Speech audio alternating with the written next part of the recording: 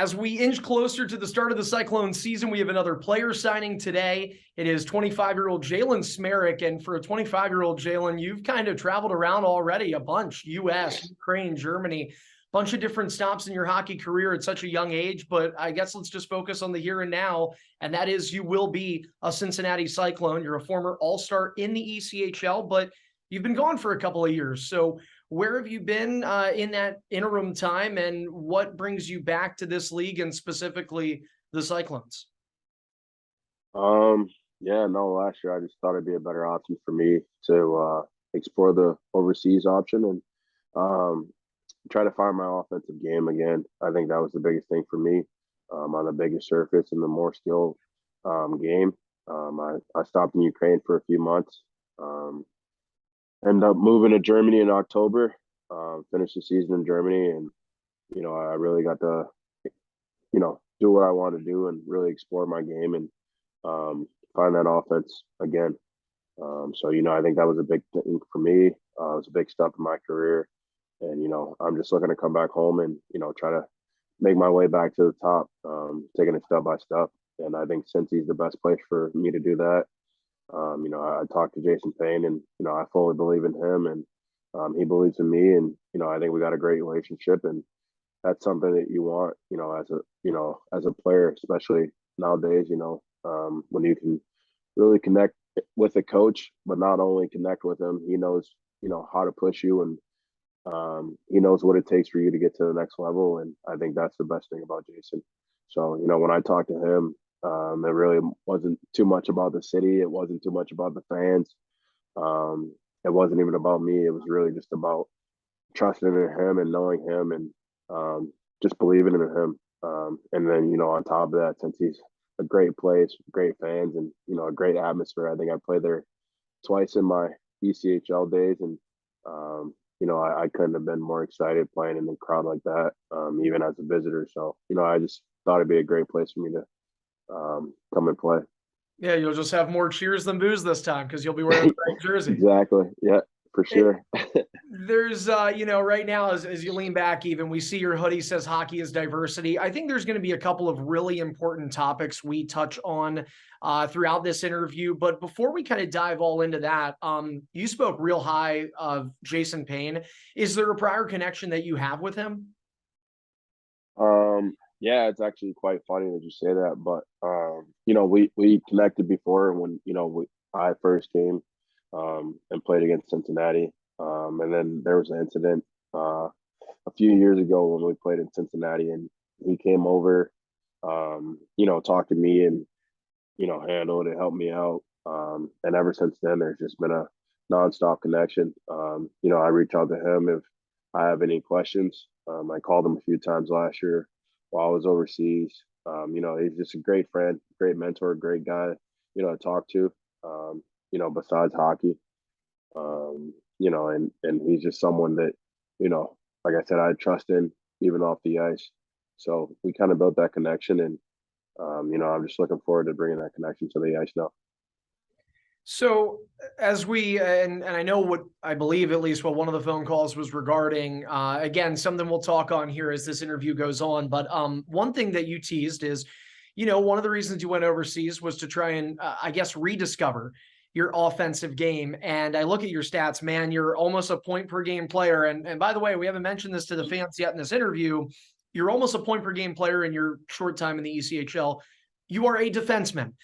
It's pretty hard to do, to put up those kind of points. And, I've watched some of your previous interviews. I know that you're a Detroit kid looking up to the likes of a Nicholas Lidstrom, but you've also mentioned a guy like Brett Hall, who people will remember for the power play prowess that he had. So would you sort of describe your game as a hybrid of that, where you're excellent on the back end, but love to chip in from the offensive side as well? Yeah, I mean, I just try to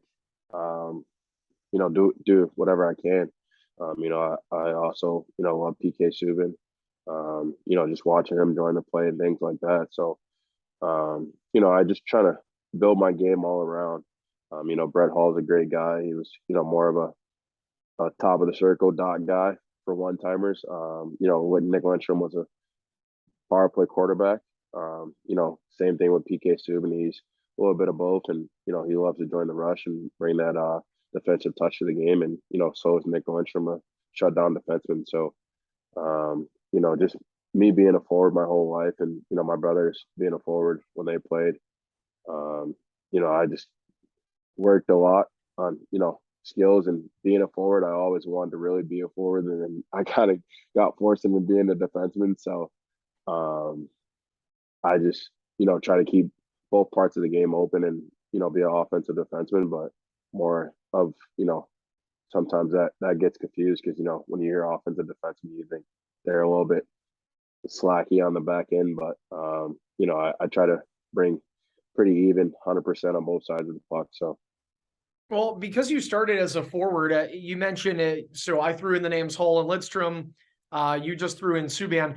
I don't want to say a player you're like, no, I don't relate to him. But another guy I thought of when I was looking at your numbers and the style you talk about is like a Dustin Byfuglien, where he yeah, was a defenseman that would also sometimes play as a forward. I know in Winnipeg, like sometimes he was on the D, sometimes he was a left winger. Like it just depended because he sort of had that versatility. I mean, is that another one that you can relate to? sure. No, I love Buff.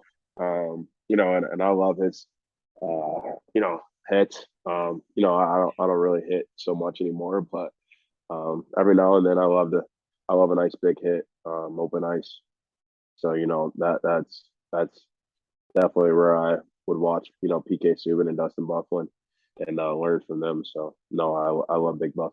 Yeah, Big Buff was a fun player to watch with the Winnipeg Jets, the Thrashers, the Hawks. You grew up in Detroit, I assume a Red Wings fan, and I know you've wore number 5 in other spots. Have you had that conversation with Painter yet? Do we know if you'll be repping the Lidstrom number in Cincy? Yeah, I think I will. Nice. You know, I I've been bouncing back and forth a little bit over the past few years, but I think 5 is what I'm going to stick to this year. That's awesome. So, talk a little bit about most recent experience in Germany. You played for the Steelers. You were in the DEL, which is the top league in Germany. A lot of really good players there. Also, last year the Cyclones got Louis Caparuso, who, like you, has experience playing in the Dell. How important was that experience for you? I mean, you're a kid that originally was playing in the OHL with a couple different teams, most recently Flint. You had that NHL contract with Arizona, and then, making that decision to go overseas at a young age. You said it earlier, it was important for you, but it's also pretty neat, like to play in honestly one of the best leagues in the world. I think a lot of people will compare the Dell to the AHL. Yeah, no, I think it was great. And when people ask me about it, I say, it's pretty similar. The big difference or the only difference in between the two leagues is that the Dell is a slower game, but it's a smarter game at the same time.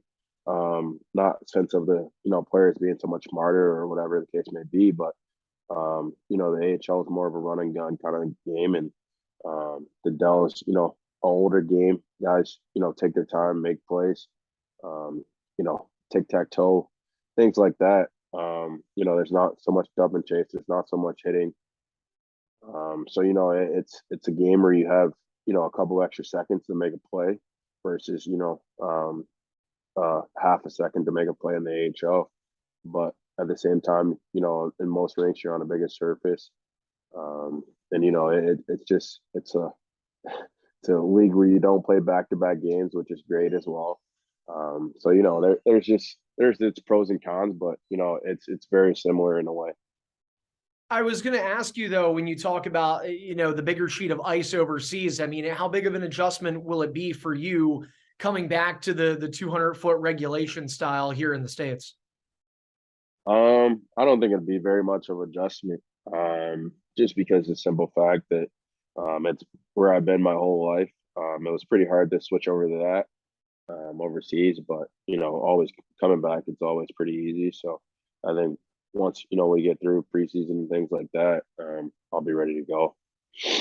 So, as I mentioned earlier, we'll talk on some pretty important things. Part of your overseas experience, I think it's been well documented. It certainly was at the beginning of last year, and I think that was probably where I first heard your name being new to this team. And there was obviously an incident over in Ukraine, which was where you started the 21-22 season.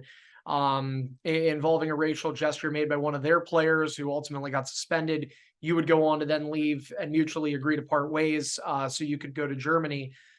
You mentioned that you had a few calls with Jason last year. Was that one of those calls? And I guess that incident as a whole, sort of hard to unpack, but there's been a lot of time to process it. What, I guess, was your sort of headspace in that moment, dealing with something that, it's hard because we keep trying to preach being progressive, both in the sport and I think just culturally, but you still deal with those issues, and some people do every day, and it's sort of hard to believe. Yeah, for the most part, it's just a tough spot. Didn't really know what to think. Didn't really know what to do. Um, you know, hearing I should stay, hearing I should leave, getting different opinions, trying to make the right decision for me, trying to make the right decision for my kids. Um, and one of the reasons, or the first reason that I called Jason was, just because I needed someone to talk to. I didn't really know what was going on. I didn't really know how to take it. I really didn't understand it. And it was just, like I said, a tough spot. So, when I reached out to him, I want to say, dude, it was probably I think like 2 or 3 a.m., maybe 4 a.m. or something like that. I called him in the morning, woke him up out of his sleep, and, he didn't hesitate, stayed on the phone, talked to him for probably 30 minutes. Um, and right then and there, I think, is really where we just connected. And, from then I decided, what would be the best option for me, whether it was staying there, going to a different spot overseas, or coming back home and, maybe even joining Cincinnati. I was just trying to value all my options and make the right one. And, um, just, I don't know, I didn't want to feel like I lost, or, I gave up. So it was pretty tough for me to kind of leave. I didn't really want to leave. But I think at the end of the day, it was just the best decision for me. So, um, yeah, that was basically that. It's got to be tough. Again, you're 25 years old. Here's a kid who has captained an OHL team, been on a National Hockey League contract. You played parts of 4 seasons in Tucson in the AHL.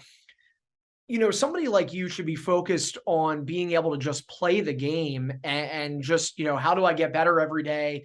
How do I get the attention of AHL and NHL teams again? And then all of a sudden, it's like back to square one, right? You see something like that, and it can bring you back, to memories that you probably don't want to think about. And also it kind of, again, it's disappointing because it takes away from what the whole point of this game is about.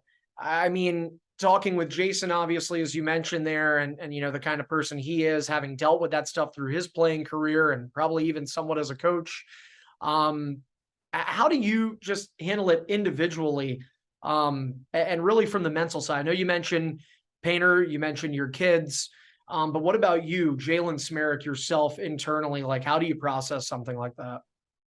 That one was probably not one of the, it was the hardest one I've ever experienced. I don't know. Usually I can fight through or brush it off and move forward.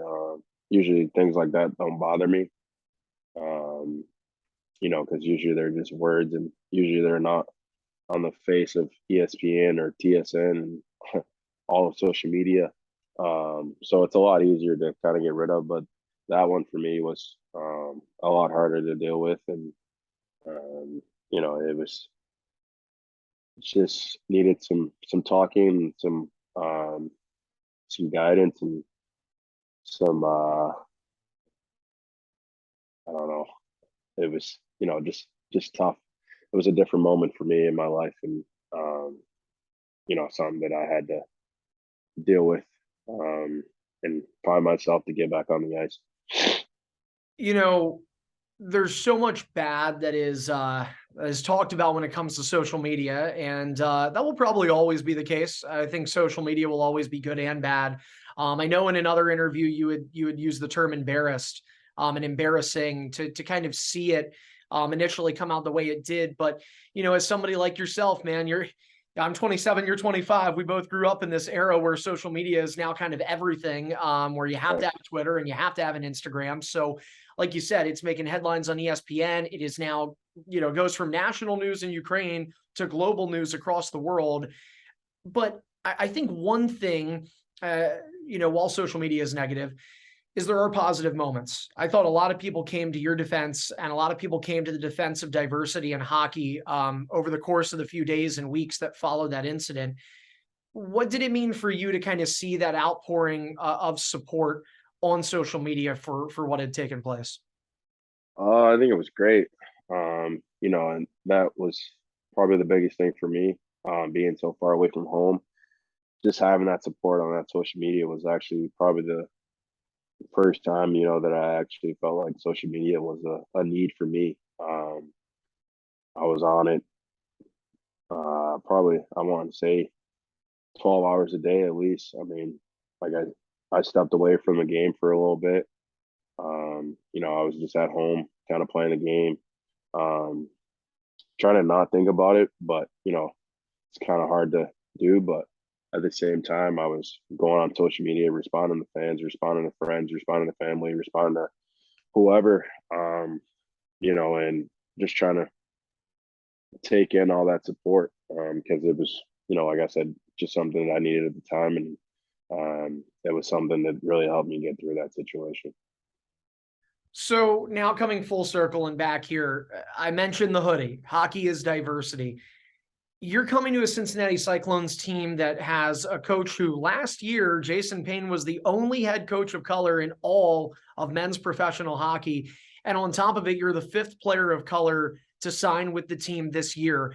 So again, your hoodie is so apropos for this conversation. I mean, I know in, again, other interviews I've seen you do, you yourself actually get involved in the communities that you've been a part of, specifically Detroit, I know, which is just a booming, it's hockey town for a reason in the US. But, you take a lot of pride in seeing this game change and seeing diversity become more relevant and more visible. How important is it now for you, and how special is it for you that you're going to come to a pro hockey team that has this, and that the color barrier sort of doesn't exist? It's great. I mean, I've been, excuse me, extremely excited. Just talking to friends and family. It's something, that I can't leave out. Never been a moment in my life where I've had someone else of color on my team. So just coming to a place like this where it almost feels even, if not feels like we're outnumbering, the rest of the team. But no, for me, it's a great feeling, and just to kind of be able to bring that diversity to the game and introduce different kids into the sport, and just kind of see their faces when they learn hockey, or when they learn how to skate, when they get on the ice, and hearing that excitement after they're done and wanting to go back and learn more, or play again, or keep going and not stop. Like it's just a great feeling. Something that takes me back to when I was a kid, and just I love the game for the game. And you don't really know much about what you're getting into. You just you're having fun, you're enjoying hockey, and then the rest comes. But it's just something that inspires me and makes me want to keep pushing and keep striving. It's something that gives me extra boost every day when I wake up. Just knowing who I am, and kind of having that target and being that leader and that role model, for the next kid. One of the last things here, I think, as we approach the end of this conversation, is you talk about how you loved the game for the game. The Cincinnati Cyclones Foundation is here to try and grow the game of hockey in the greater Cincinnati area. you yourself have your own player initiative in which you are helping with that. Can you kind of just touch base on what it is that you do, and some of the things you've done in the past to kind of help grow the game of hockey? Um, it started probably when I was 15 or 16. I have a good friend, Jason McCrimmon, who works for the Detroit Red Wings now. Um, I help him with Detroit Ice Dreams. Basically signs kids up to learn hockey, gives them free equipment, and I've been helping with that since then. And when I signed in Flint, I met Rico Phillips, who has the Flint program there, and I just like I said, I've always loved kids, and I've always had a soft spot in my heart. So when I met Rico, he wanted me, just to kind of learn, or he wanted me to help him kind of build the game in Flint. And for me, just having a love for kids and wanting to grow the game and myself, just going out to Flint schools and teaching those kids and talking to the kids and just getting to meet them and seeing their faces when they kind of heard the word hockey was pretty great. A lot of kids didn't know what it was, and just helping him with that program, and helping Jason just told me like, hey, like this is what I want to do, when I'm done playing hockey, and this is what I want to, this kind of organizations that I want to have when my career comes to the end. So just being able to have those two role models and those two leaders, be there and kind of guide me through the role and show me the steps is just something I took upon myself to just kind of use. And now in Detroit, I kind of started my own program. So I just try to, give back as much as I can, and introducing these kids to hockey is probably the biggest thing to me during the summer, that I could do, and helping them learn more and get more involved in hockey and learning the game of hockey is a great feeling. I think what's so cool is you look at the stats and how talented of a player you are. It's always just amazing when you talk to players of your ilk that are good players, but better people. I know that's a big recruiting mechanism for Jason Payne and something that means a lot. And I think the fans are going to see that as well. And it looks like our Cincinnati community will see a lot of you, Jalen. So with that, we'll hit the end of this interview. I have a feeling we'll have a lot more conversations that fans will get to hear throughout the season. Cyclones' first face-off, the first time they'll get to see Jalen Smereck in the Lidstrom 5 will be on October 29th against the Iowa Heartlanders right here at Heritage Bank Center. You can go to cycloneshockey.com to get your tickets. Again, Jalen Smereck, our next player signing, another very talented player coming to what is really a pretty stacked Cyclones roster. Jalen, thanks so much for the time. Great getting to know you and learn more about you, and look forward to seeing you here in the Queen City soon. Thank you. See you soon.